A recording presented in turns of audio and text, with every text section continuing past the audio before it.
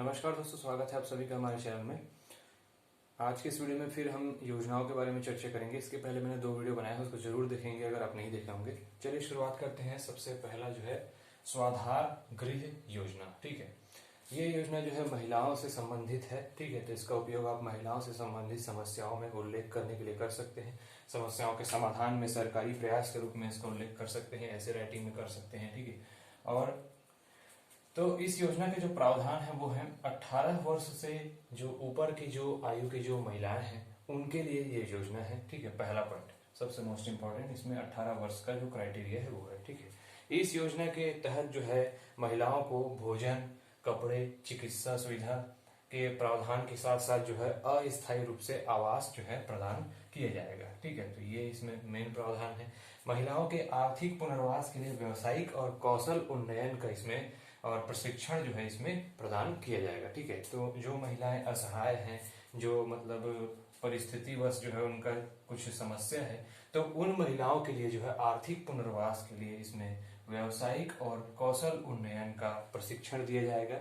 ठीक है, इनको कानूनी सहायता, अगर कुछ समस्या है कानूनी रूप से, अगर उनको कुछ सहायता चाहिए तो इसमें कानूनी सहायता और उसमें मार्गदर्शन भी प्रदान किया जाएगा। स्वाधार गृह योजना। ठीक है, और इसमें जो है टेलीफोन के माध्यम से भी, यदि महिला अगर जो संस्थान है वहां नहीं पहुंच पा रही है तो टेलीफोन के माध्यम से भी यहाँ पर जो है परामर्श जो है उनको दिया जाएगा विषय विशेषज्ञों के द्वारा। ठीक है, प्राकृतिक आपदाओं से पीड़ित जो महिलाएं हैं वो भी इस कैटेगरी में आती है, उनको भी सहायता दिया जाएगा। साथ में जो घरेलू हिंसा है, घरेलू हिंसा या पारिवारिक तनाव है या किसी भी प्रकार की समस्या है महिलाओं से रिलेटेड, तो वो सारी समस्याओं को यहाँ पर सहायता मिलेगा। ठीक है, इसमें जो क्रियान्वयन एजेंसी है तो इसमें नगर पालिका और छावनी बोर्ड है शहरी क्षेत्र वाले एरिया में, और ग्रामीण क्षेत्रों के लिए जो है पंचायती राज जो संस्था है वो है। ठीक है, तो ये है स्वाधार गृह योजना। ठीक है, तो ये आपको याद रखना है। नेक्स्ट है जिज्ञासा योजना। जिज्ञासा योजना जो है छात्रों को साइंटिफिक गतिविधियों में इंक्लूड करने के लिए इस योजना का शुरुआत किया गया है। तो ये जो योजना है वो नई दिल्ली में जो केंद्रीय विद्यालय जो संगठन है जिसको केवीएस कहते हैं, उसके सहयोग से वैज्ञानिकों और औद्योगिक अनुसंधान परिषद यानी कि CSIR के द्वारा जो है इस योजना को चालू किया गया है। ठीक है, इस योजना में छात्रों को वैज्ञानिकों से जोड़ने के लिए छात्र आवासीय कार्यक्रम, वैज्ञानिकों के रूप में शिक्षकों का विकास, ये सब जो कार्यक्रम है ये किया जाएगा।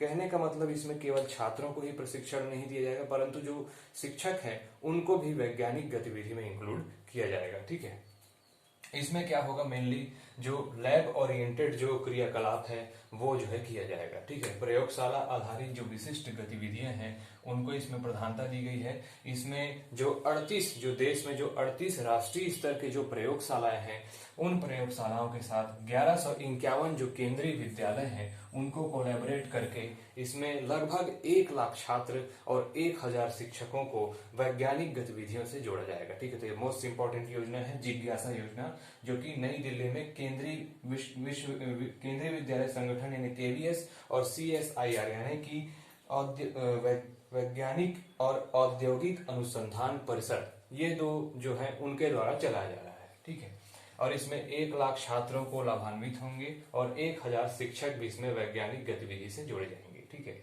ये आपके CGPSC मेंस के पेपर 7 में जो पार्ट 3 है उसके लिए बहुत महत्वपूर्ण विषय है। ठीक है, इसके बाद 11वां नंबर है जो थोड़ा पुराना है, मध्याह्न भोजन योजना, लेकिन बहुत इंपॉर्टेंट है। ठीक है, ये 1995 में मध्याह्न भोजन योजना शुरू हुआ। इसका उद्देश्य क्या है, तो इसका उद्देश्य है पूरे देश में स्कूली बच्चों के पोषण संबंधी स्थिति में वृद्धि करना है। मेनली इसमें जो एक और इसका उद्देश्य है कि जो ड्रॉप आउट जो रेट है, जो स्कूल में जो बच्चे हैं जो प्राथमिक स्तर में पहले शुरू किया गया था, 1ली से लेकर के 5वीं तक के, तो इसमें जो है मतलब ड्रॉप आउट जो रेट है उसको कम करना, मतलब निरंतर स्कूल में अटेंडेंस को मेंटेन करना इसका प्रमुख उद्देश्य था। दूसरे नंबर में मतलब पोषण संबंधी स्थिति में वृद्धि करना इसका उद्देश्य था।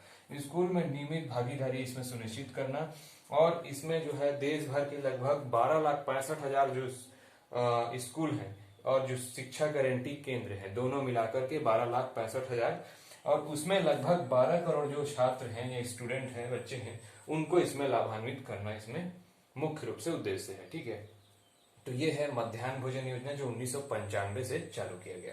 इसके बाद नेक्स्ट है हमारा दरवाजा बंद अभियान। ठीक है, ये कोई योजना नहीं है परंतु एक अभियान है, कैंपेन की तरह है। ठीक है, ये देश भर के जो गांव हैं उनमें शौचालयों के प्रयोग को बढ़ावा देने के लिए इस योजना को स्टार्ट किया गया था। केंद्रीय पेयजल एवं स्वच्छता मंत्रालय इसकी नोडल इकाई है। ठीक है, मतलब यही इसका क्रियान्वयन करती है, केंद्रीय पेयजल एवं स्वच्छता मंत्रालय।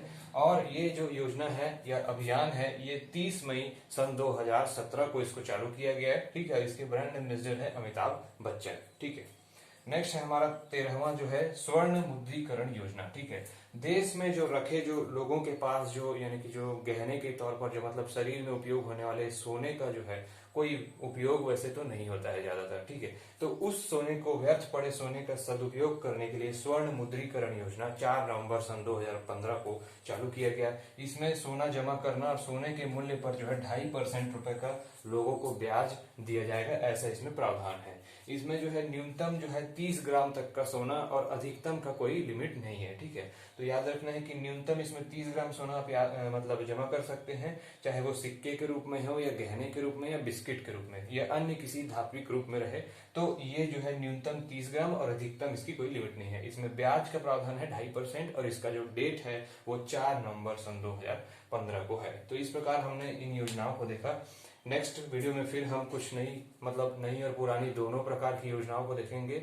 और मेरा उद्देश्य यही है कि मैं आपको जितनी भी योजनाएं हैं जो मोस्ट इंपॉर्टेंट हैं उन सारी योजनाओं को आपको कवर करा दूं शॉर्ट वीडियोस में। ठीक है, तो वीडियो को देखने के लिए धन्यवाद। Thank you very much.